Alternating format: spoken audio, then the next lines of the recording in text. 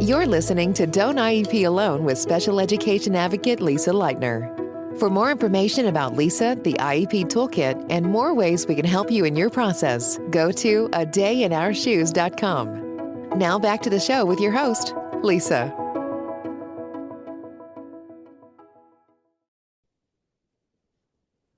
Hello and welcome to Don't IEP Alone. I'm Lisa Lightner, as usual, and welcome to my simple little podcast about IEPs.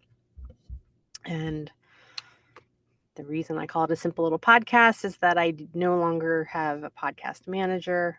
I very infrequently do guests, although if you have something that you'd like to shout from the mountaintop and be on the program, please drop me an email.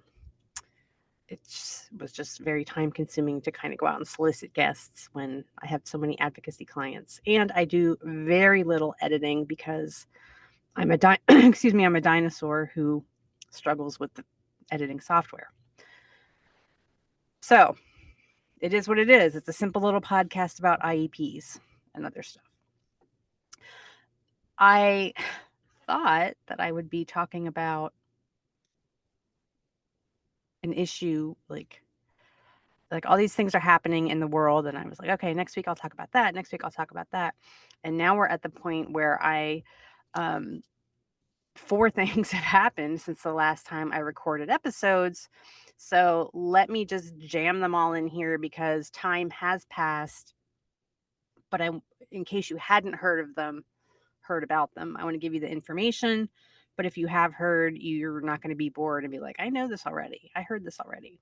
So we're going to talk about, or I want to talk about the RFK statements, Dr. Oz statements, the executive order, and then, of course, the Supreme Court case.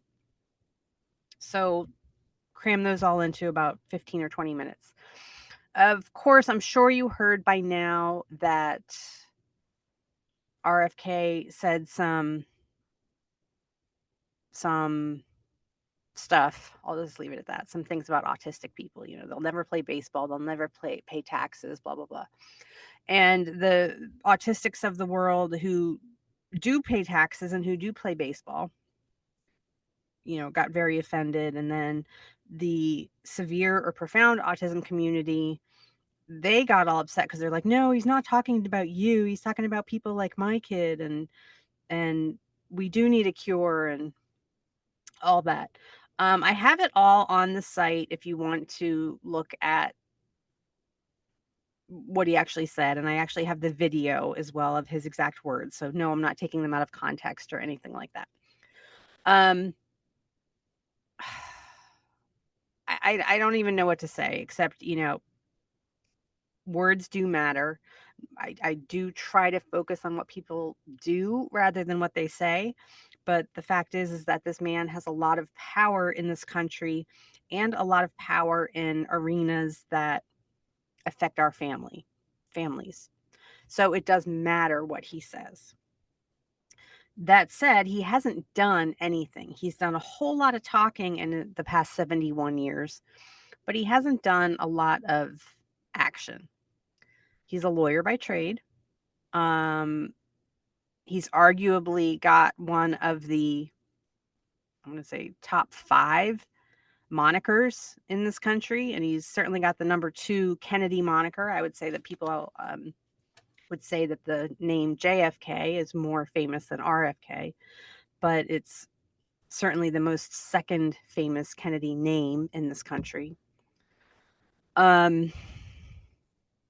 Yeah, and so here's the thing: his aunt founded Special Olympics, if you remember. RFK and JFK had a sister who had a disabled daughter. Of course, many people have heard, the lobotomy, all that.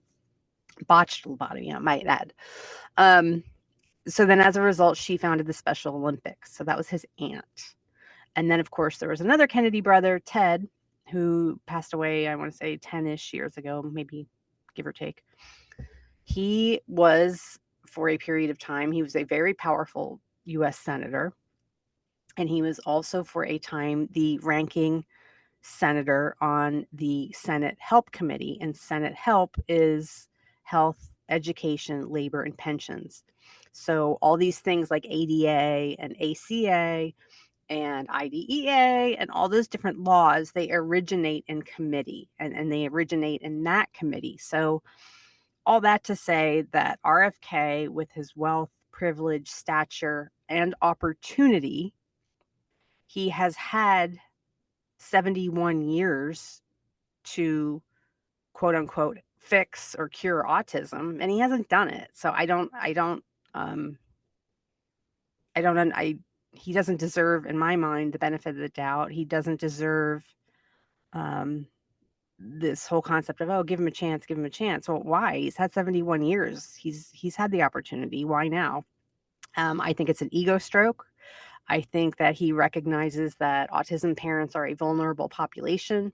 They are a population who have been ignored and not listened to for decades.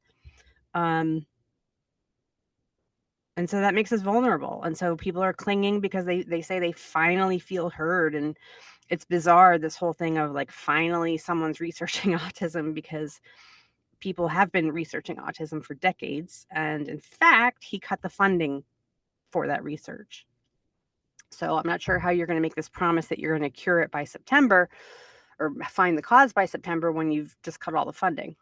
And that's not even getting into this Dr. Greer, who's not even really a doctor, that he hired. And that guy's a complete fraud. So yeah, so that's that. If you want to reach out to your legislators about that, tell them, how all of this affects your family personally, things like that, and that we do need money for autism research. The research has been going on. Like I said, the funding it's just been cut. But the people who have been doing the research aren't these flashy celebrity types. They're just doctors and researchers working hard at something they're passionate about. So that's that. Again, I've posted about it numerous times on my Facebook page. I have it on my site as well if you want to take a look at that. Then, fun, the very next day, Dr. Oz spoke up. And of course, he's been asked to run Medicaid and Medicare. And that dude, man, if ever there was a snake oil salesman, like where did he go so wrong? We know him here in Pennsylvania. We do. I, of course, live on the state line of Pennsylvania, Delaware, and Maryland. And he went to a school here, maybe about 10 or 15 miles away. And if you remember, he ran for Senate a couple of years ago, and he didn't even live here when he listed his mother-in-law's address. He was like total carpetbagger. Pennsylvanians saw right through it. But man, I'll be the first to say, like 20 years ago or whatever, when he first started coming on Oprah, like I thought he was pretty cool. I'm like, oh, this guy's pretty cool, and like seems to know what he's talking about. And I don't know where this guy took a U-turn, but he did. No public health experience. He's a doctor, right? That's great that he's a doctor and an accomplished doctor, but he's not a public health doctor or a policy expert. And if I could compare it to veterinary medicine, and I have several veterinary vet friends who will tell you that, being a one-on-one vet when someone brings in their pet to you is completely different from herd management, which is what some large animal vets have to do, with cows and pigs and things like that. And when you're talking about a herd, it's a completely just different perspective on how you treat the issues. But anyway, so he was running his mouth, and he basically just said, like, well, just stop being so chronically ill all the time. And that, like, this is your own fault. You're a drain on resources. And all these different things, which, of course, myself and other people took offense to. I don't know why MAGA isn't taking offense to it.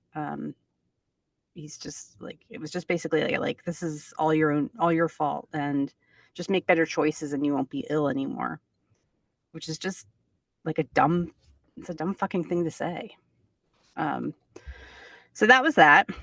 Then this all happened within, like, I think the same 48 or 72 hours. Um, an executive order came out about school discipline. And so the important thing to keep in mind here is that it was just an executive order with some guidance. And to be honest, I've struggled over the years getting schools to follow the guidance letters that I agreed with. So, it is just a guidance letter. Are they going to agree with it, follow it? I don't know. It certainly opens the door for a lot of negativity for our kids. Excuse me. It certainly creates a lot more seats on the school to prison pipeline, which is very real. But what this executive order said is just basically punish all kids equally and focus on the behavior and don't focus on the circumstance. Don't take anything in context, just punish. And of course, IDEA procedural safeguards say the exact opposite of that. And it says that context matters and that manifestation hearings should be done. So I will be updating that post, double checking it, making sure that it's as thorough and robust as that post needs to be. But yeah, so that was that.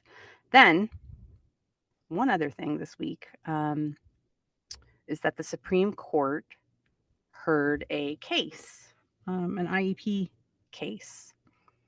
So I put this on Facebook the other day as well, but if you're a nerd like I am, you can, I don't know if you knew this, when the Supreme Court is hearing oral arguments on cases, the general public is invited to go listen.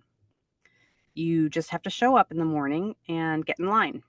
I mean, that's really all there is to it, and it is first come, first serve. So depending on the popularity of the issue will tell you the popularity or how early you need to be there in the morning. And all the information is on the SCOTUS website. And in fact, I had a train ticket. I was supposed to go hear the Andrew case when that was being heard. I made some plans with some friends. I was really excited about it. And then Kevin got the flu, and then I got the flu. So even though we had our flu shots, it certainly wasn't as bad as it could have been. But I thought, I'm not going to go into this packed courtroom with the flu, even though I kind of did feel well enough to travel. But anyway, so my friends went without me. They said it was amazing. Ruth Bader Ginsburg actually spoke and asked some questions. So to kind of actually, like, if you're a nerd like I am, to kind of hear that in person and be there for it live is a pretty amazing thing. And again, all their upcoming cases are on their calendar, and it's 2 blocks over from the train station if you live somewhere where you can take the train. And that's just it. You get up in the morning and take the train in and drive in, whatever, and go. But I did not go. Just a little side note. But so the case this week, it was not a traditional like FAPE case in that the parents were not they were not saying that their child did not receive FAPE. Like they did initially when the first due process hearing. It was about FAPE, and yes, the parents prevailed in that, and the school was required to beef up that IEP. Why this was of particular interest to me, in addition to just being an IEP case, is that the young woman involved in the case has Lennox-Gastaut. So my son also has Lennox-Gastaut. So, that just kind of, I just know how hard this life is to live sometimes when you have Lennox-Gastaut. It's hard on my son. It's hard on him. And I think, like, my goodness, despite all that, you found it within you to actually take this all the way to the Supreme Court. So what was different here is that they got the IEP beefed up, but what happened was that they were suing for damages.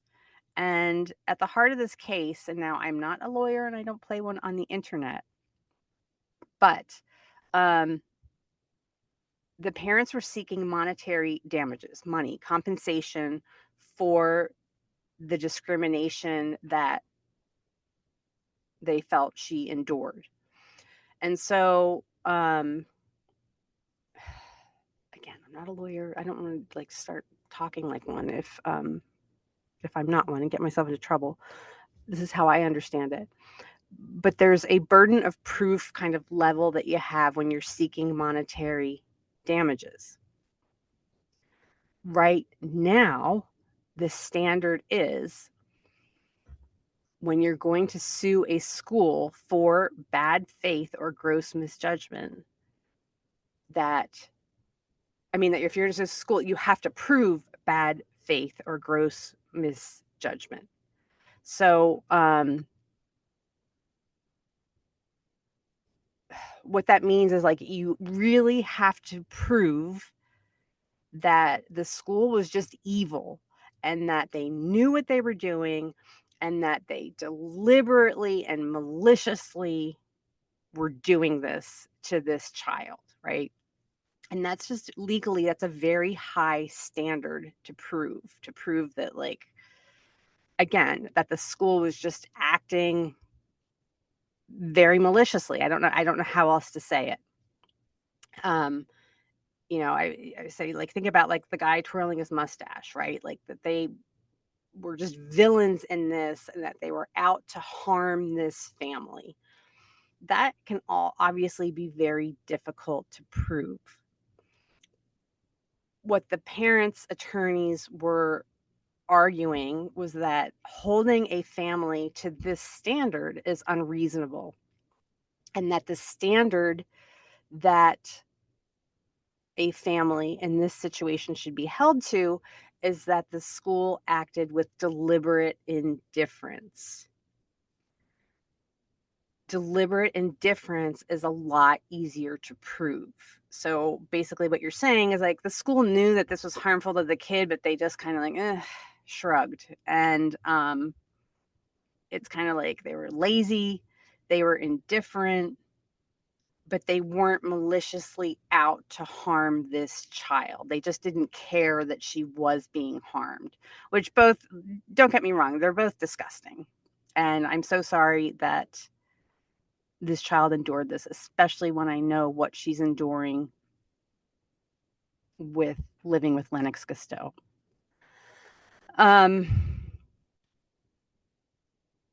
But again, proving that the district knew that there was a problem, that they just chose to ignore it, and that, not proving that they were evil, just that they chose to look the other way. That's a much lower standard of proof.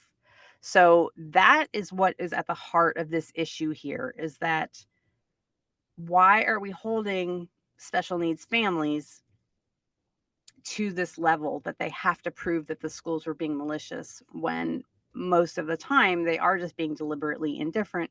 And again, that's much easier to prove.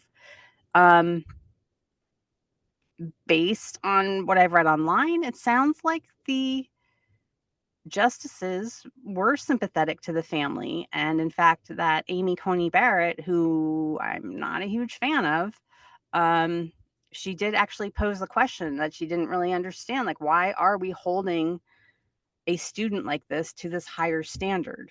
So anyway, it's the end of April, and this decision, they said, it will be out this summer. The long-term implications, I think could be, they can be far-reaching, right? Good or bad, because if it turns out, if the precedent is set, if the Supreme Court sets this precedent that, parents only have to prove not necessarily that the district is malicious, but that there was a problem and they just chose to ignore it. That's it. Again, that's a much lower standard to reach, and that could mean that a lot of parents are suing for damages. The flip side of that is if the Supreme Court decides against this family, and and agrees and says that no, you have to prove the malice, the bad faith, then schools will continue to get away with their bullshit, because that has been one of the protectors of districts. And that is why, I've been screaming for well over a decade when people go, I'm just going to sue the school. And I'm like, no, you're not. No, you're not. You can try, but it's hard to even find lawyers to take the case because they knew that there was this standard. So anyway, anxious to hear that. So that's 4 things. If you want to review on my website, the only thing I have not gotten published on my website yet is anything about the SCOTUS case. And I don't know that I will until maybe after the decision. Who knows? But RFK Jr., we need to get rid of that guy. Seriously, Dr. Oz, we need to get rid of that guy. The executive order, bleh. Call your legislators about that. It's such bullshit. It lessens the protections for our kids. It makes them more vulnerable, plain and simple. And it lets schools out of accountability. And then, of course, the SCOTUS case is certainly one to watch. So I hope that you enjoy the rest of your day. My book is number 1 in its category in Amazon, which is exciting. I keep forgetting to talk about it. But you can look me up, Lisa Lightner. Just look for me on Amazon. Look for me at Barnes & Noble, because I think Barnes & Noble has it at 25% off right now. I think my editor, my managing editor, she must hate me because she tells me things and I forget. But take a look for that, and you can pre-order it now. Other than that, enjoy the rest of your day and the rest of your week. Thank you for listening to Don't IEP Alone with special education advocate Lisa Lightner. We're so glad you've joined us and would love to connect with you outside of the show. For more information about Lisa, the IEP Toolkit, and more ways we can help you in your process, go to adayinourshoes.com. From self-care tips to common IEP mistakes, there's even more to explore. Don't forget to rate and review the podcast and subscribe to never miss an episode. Until next time, don't IEP alone. And you don't have to.